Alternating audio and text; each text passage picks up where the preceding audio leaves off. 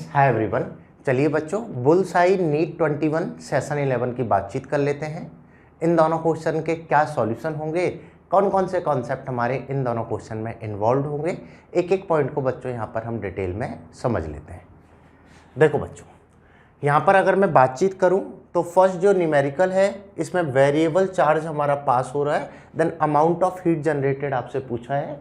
Date means first जो numerical है ये heating effect of current concept का है। अगर हम इसको आइडेंटिफाई करें तो it is from heating effect of current, right.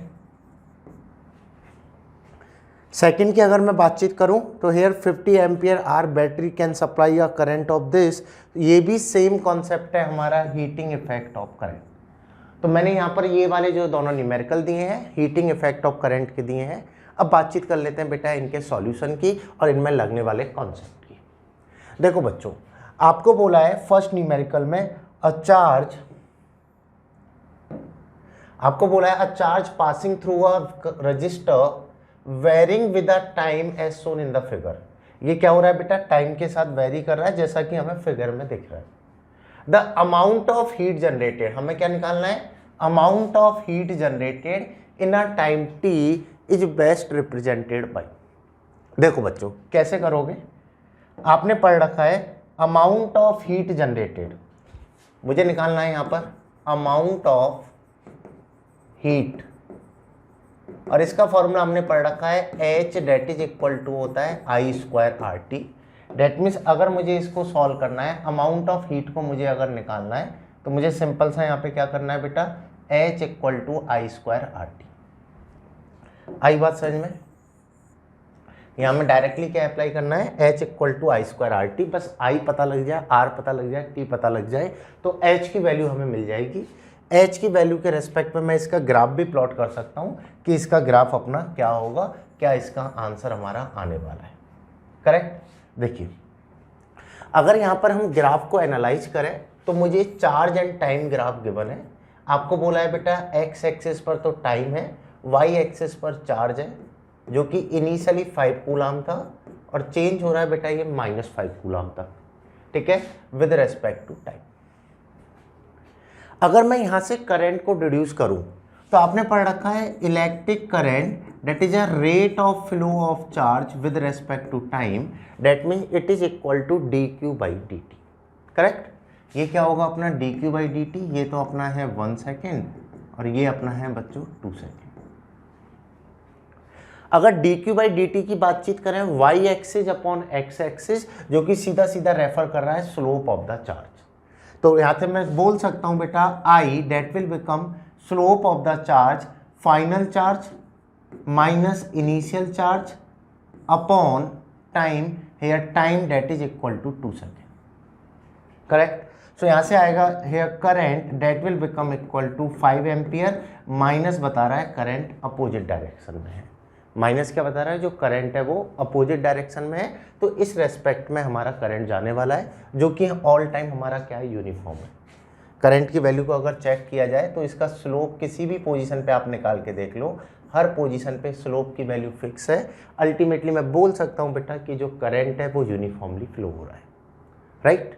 अब अगर बेटा मुझे यहाँ पे लिखना है amount of heat produce in a time t that is I square RT, correct. Here I is a constant, I तो क्या है हमारा फिक्स और ये कितना है 5 स्क्वायर, राइट।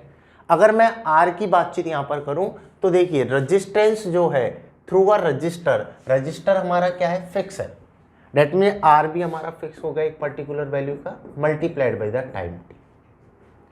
जैसे जैसे टाइम अपना बढ़ता जाएगा वैसे वैसे अमाउंट ऑफ हीट प्रोड्यूस जो है ये भी हमारा बढ़ता हुआ जाएगा। आ रही बात समझ में, I फिक्स है, R फिक्स है, as time increases amount of heat produce also increases. इस रेस्पेक्ट में मैं बोल सकता हूँ H is proportional to T। Ultimately H और T का ग्राफ बनाया जाए तो वो एक स्ट्रेट लाइन होगा, that means here correct answer is the. काफ़ी अच्छा कॉन्सेप्ट था, ग्राफिकली हमने प्रॉब्लम को पूछा है, ग्राफ के फॉर्म में क्वेश्चन दिया है। ओनली न्यूमेरिकल सॉल्व करने से, ओनली वैल्यूज पुट करने से आंसर नहीं निकाल सकते, ग्राफ की इंफॉर्मेशन को हमें समझना होगा। H और T का रिलेशन मुझे चेक करना था, I और R कांस्टेंट है, ये सीधा सीधा बता रहा है H प्रोपोर्शनल है T के, that means amount of heat produce जो है वो टाइम के साथ साथ बढ़ता हुआ चला जाएगा। आई बात समझ में? चलिए, ये तो हो गया बच्चों हमारा फर्स्ट न्यूमेरिकल। अब बातचीत करेंगे हम सेकंड न्यूमेरिकल की। इसको आप नोट डाउन कर लो। जिन्होंने सही किया था that is very good, appreciable, लेकिन जिन्होंने गलत किया था बेटा उनको इन कॉन्सेप्ट पर वर्क करने की ज़रूरत है। करेक्ट? चलिए अगला क्वेश्चन चेक करते हैं। अगले क्वेश्चन का आंसर क्या होगा, क्या कॉन्सेप्ट हमारा इसमें इन्वॉल्व है। लिख लिया, ये रब कर दूं इसे। चलो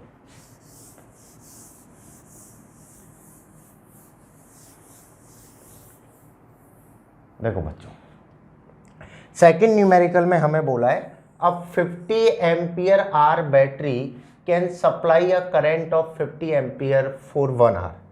आपको क्या बोला है, अब 50 एम्पियर आर बैटरी, एक पर्टिकुलर बैटरी है आपके पास जिसको मैं बोल देता हूं battery 1।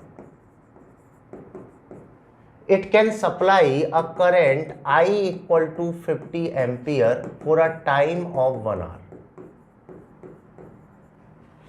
Correct? and 25 ampere for 2 hour and so on. For the next time I equal to 25 ampere for a 2 hours. और इस वे में ये प्रोसेस चलता जा रहा है। सो 12 volt 50 ampere per hour battery के लिए मुझे टोटल एनर्जी स्टोर निकालना है। सिंपल सा लॉजिक है, आपने पढ़ रखा है बच्चों एनर्जी स्टोर्ड,